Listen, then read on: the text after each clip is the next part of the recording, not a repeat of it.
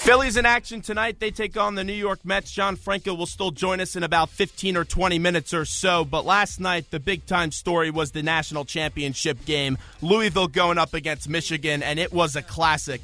And what a job last night by Rick Pitino, and he's walked into some great company. And let's go now on the phone line to the man that called the game last night, and that's Kevin Kugler of Dial Global Radio. Kevin, it's Zach Gelb and Haley Condon. How are you? I'm doing great, guys. Thanks for having me on. Well, thank you for coming on. And you saw Michigan. They came out of the gates early in that game, and they went on that nice little run. They were up by 12 points, and then Hancock just comes out of nowhere and starts to hit those threes. That's when momentum, to me, started to change in this game, Kevin. Well, Hancock took a 12-point deficit and turned it to a 1-point deficit in the span of about 2.5 minutes and completely turned the game around. It was a Michigan rout at that point. Spike Albrecht was just going nuts in the first half.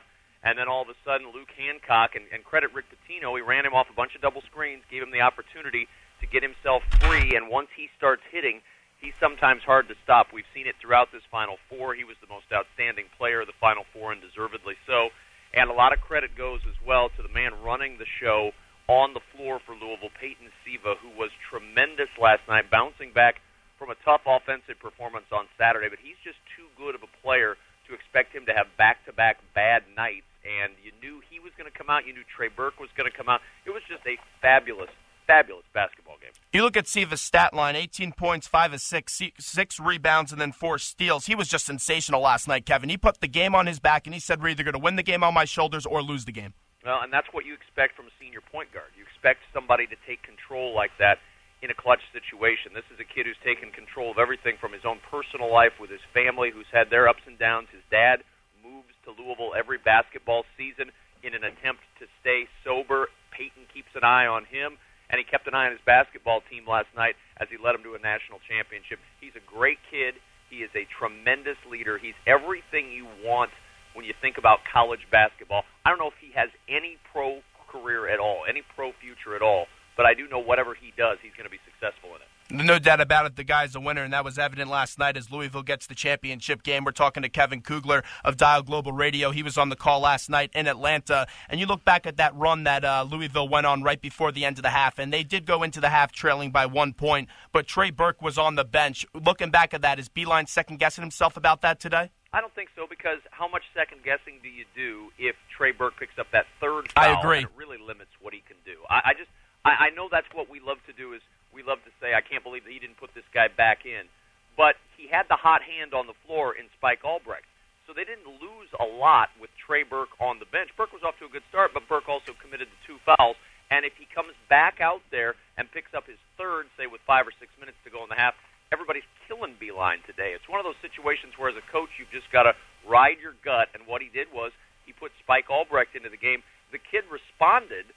And then Trey Burke was able to operate more freely in the second half when they needed him to. And I thought Trey Burke was great in the second half. And I for those who are second guessing John Beilein, I don't think that's what lost them this game. Trey Burke's foul trouble in the first half.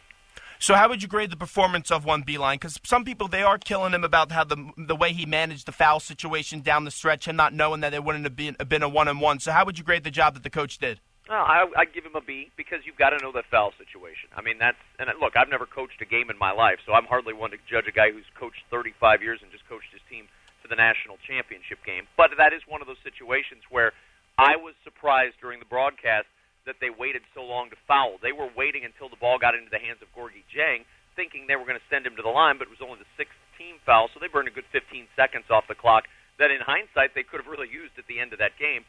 That's an area in which John Beilein made a mistake, and he said so in the post-game news conference. I'm a big fan of John Beilein. I thought he had his team ready to win that game against an extremely talented Louisville team, and it just was one of those games in which one team had to fall short, and that team was Michigan. When people think of Michigan basketball, they think about the Fab Five. They were in attendance last night. They also think about Glenn Rice and the championship that he won. And a lot of people, it's tough for them to build a legacy at Michigan because of the ample amount of success that they had in the past. How does Beilein now build on this success and make this program dominant for years to come? Well, you just use this success to cultivate recruits to your program, and it'll be interesting to see who leaves this program after this year. A lot of discussion about Robinson and Hardaway and Burke and McGarry. Which of those four come back? Spike Albrecht's a guy they have a lot of hope for in the future. He's obviously not going to go anywhere, so he'll be back next year, even if Trey Burke does not return. Burke deferred on the question last night in the post-game press conference. I'd love to see him come back for another year. He is a tremendous kid. You know, we had two of the nicest, best-mannered point guards in the game last night in Peyton Siva and Trey Burke. Siva can't come back because he's a senior, but if Trey Burke comes back, that's a great launching point for John Beilein next season. He is a terrific coach, though, and I think Michigan basketball, with what they were able to do this year with that talent, is going to be able to jumpstart that and continue it, albeit in a very tough conference, to continue to dominate. We had Jimmy King on the show yesterday, and they were saying they were hoping that Chris Webber would make out the game and sit with them. I know they showed a picture of him during the game, Chris Webber, and it looked like he was up into a suite. But do you at all know if Chris Webber ever made his way down and sat with the Fab Five or met up with them? Not sure that he came down. We never saw him come down to sit with the rest of those guys. I don't believe he did. I think he just sort of snuck into the building almost in a trench coat, a hat, and a fake mustache to try to throw off everybody who was looking for him last night. I'd love to see that whole thing get put to bed. Embrace Chris Webber. Move on. We all know what happened. It was 20 years ago. It's never going to change in the history books as far as the NCAA is concerned. That's been vacated, but everybody knows they were there. I'd love to see that just be embraced, move on, and move into the next century here, because that was a long time ago. Some of these rules are outdated, I will give you that, and I just think it's a little bit of a joke that Louisville, who wins the championship game last night, they can't go out there and then watch their women's team, the men's team, support the women's team tonight. I just thought that was a little bit absurd. It is a little bit absurd. I'd love to see them be able to go out there and do that, and the NCAA rules that govern when and where a team can travel, in this instance, should have been amended to allow that team to go there. Kevin Kugler joins us on the hotline. Philly's #1 college radio station, WHIP. 215-204-9449 is the number if you want to call and hang with us. John Franco coming up in about 10 minutes. But, Kevin, you look at this game, the difference maker to me was the battle of the big men, and Bohannon and Jang were just incredible last night. Bohannon was 15 points, 12 rebounds. That was the real difference maker to me. Bohannon was great, and I think that's kind of what you've seen this year from this team, is somebody else stepping up big. Russ Smith, who's been very good during the tournament, didn't have his best two games of the tournament here in Atlanta, so what did you have to find? You had to find other guys who could step up. Luke Hancock, one of those guys who stepped up, and last night Chase Bohannon, a guy who came up big on the glass in a game in which a lot of people thought that without Jang, if he wasn't on the floor, Louisville was going to have some problems size-wise against McGarry and the bigs that they bring off the bench in Horford and Morgan. Chase Bohannon was a monster, and there was one play that personified his game. It was 3 consecutive offensive rebounds before he threw a wild shot in underneath the basket that somehow fell through. That kind of personified the night for Chase Bohannon and really for Louisville. McGarry, really, he was important for this Michigan team all throughout the tournament. They relied on him in this championship game, and he didn't give it his best effort. He only had 6 points and 6 rebounds. What do you think went wrong for the Michigan big man? I think for McGarry, it just was one of those off nights. Look, he's still a freshman. This is a guy who a month ago was playing 8 minutes a game and has become a superstar for Michigan over the course of the tournament. He worked extremely hard, got into some foul trouble, had some issues in that game, and I wouldn't say that he didn't give his best effort. Every one of those kids was killing it on the floor last night.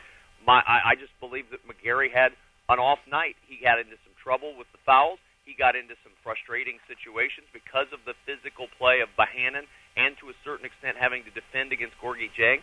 That's why I think McGarry would be best served to come back for at least another year to have the chance to learn a little more nuance about playing the post. Let's get to the head coach, Rick Pitino. His legacy's at an all-time apex right now with the horses going on, the Hall of Fame, and winning the championship game last night. What does this win do for his legacy? Well, it solidifies him. I mean, he was a Hall of Famer before this one, and now he is one of the all-time greats in the history of the game. To win it in 2 different spots, both in the same state, which creates interesting times when you go back home. But Rick Pitino is one of the all-time great coaches, and what I love about this coaching job is he changed his style. He became less of the taskmaster and more of the teacher, and we've seen that with this program now.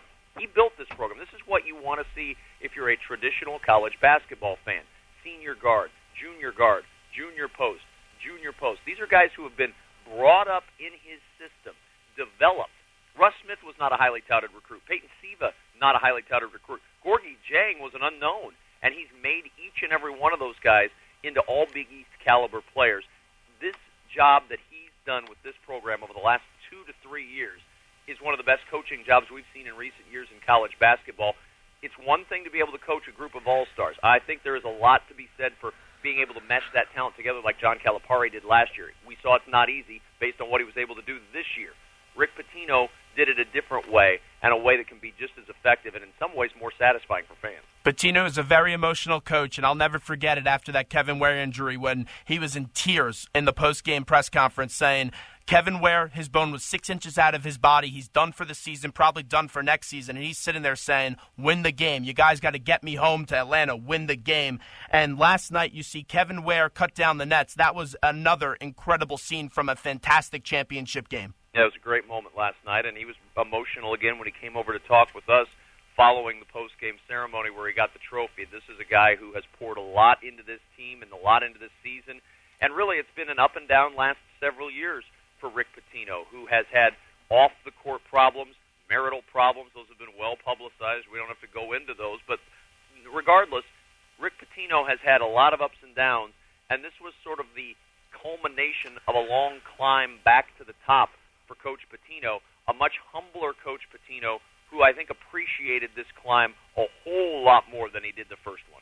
Zach Gelb, Haley Condon here with you, Philly's #1 college radio station, WHIP, talking to Kevin Kugler. Kevin, two more right before we let you run. We appreciate you coming on today. The Big East, as we know it, it's no longer in existence, as we knew it with the way with like Syracuse, Louisville, you had Villanova, Georgetown, and etc. And to see them go out on top this year was very nice, but it's a new chapter coming up for Louisville as they get ready for next season. It really is. It is a brand new chapter for them, and it's going to be interesting to see where they go, not only in the new conference, but with the new players. You lose a guy like Peyton Siva, you lose a guy like Russ Smith, you lose a guy like Gorgie Jang, you're going to take a step back. The program will survive. Rick Pitino's too good of a coach and too good of a recruiter to not have guys ready to at least fill those spots on the floor, but you're not going to fill the spot of Peyton Siva. You're not going to fill the spot of Russ Smith with a freshman coming in or a guy who's been on the bench most of the season. It'll be a very interesting transition, not only conference-wise, but team-wise, for Louisville next season. You and Nance both have rigorous lives here coming up. You just finished up the NCAA Tournament, and now you have to go down to Augusta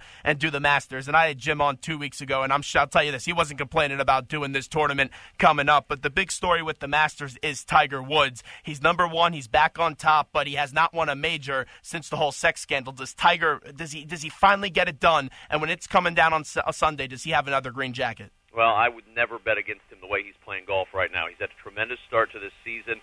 Tiger Woods is focused. Tiger Woods is fit. Tiger Woods looks to be at the top of his game. Now, we all know this course and this tournament can chew up some of the best golfers in the world, and it's certainly done that to Tiger before.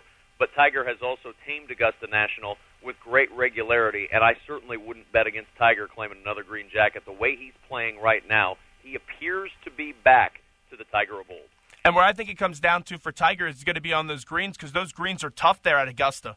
Well, and that's where Tiger has had issues before, is on the green. You see that a lot of times with these guys out there on those greens at Augusta National. It'll be a very, very treacherous track to get that green jacket. It always is, but they have those greens in such amazing shape. The course is, from what I've been told, is in beautiful condition again, and I'm so excited to get down there later today and take a look. Kevin, enjoy the flight. Best of luck traveling, and we'll talk to you again real soon. We appreciate the time. Sounds good. Take care. Kevin Kugler right there of Dial Global Radio. What we'll do now is we will take a quick break. Louisville wins the national championship game. We have the Masters coming up in just a few days. It's a good one.